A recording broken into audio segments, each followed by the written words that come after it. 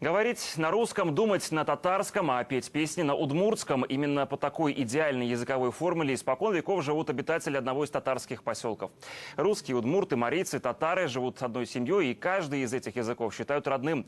По их мнению, языковое разнообразие должно быть отображено и в программах образования. Репортаж Станислава Назарова.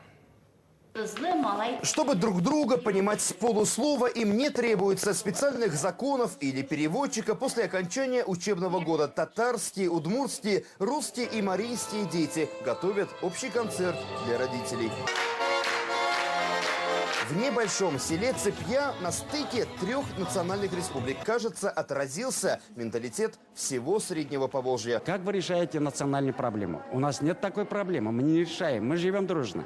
Мы отмечаем все праздники, и удмуртские, Громбаттан, скажем, и Марийский Симок, и Пасха у нас. Каждый из этих школьников знает более 3 национальных языков. Дома разговариваем на марийском и на удмуртском, а в школе на русском, на татарском. Здесь, в татарстанской глубинке, вдали от столицы республики, вопросы изучения национальных языков как-то автоматически пропадают, когда марийцы поют национальные удмуртские песни, а татары вместе с русскими танцуют. Каким будет школьный план после обсуждения в Государственной Думе законопроекта об образовании, здесь не знают. Учителя надеются, что родной язык останется обязательным предметом, но с возможностью выбора конкретного языка. Именно такая программа уже действовала в этом учебном году. В чем сила России? В том, что она многонациональная, в том, что она толерантна, дружна. Перевести вариативную часть изучения родных языков – это принизить достоинство любого языка. Тот законопроект, который внесен,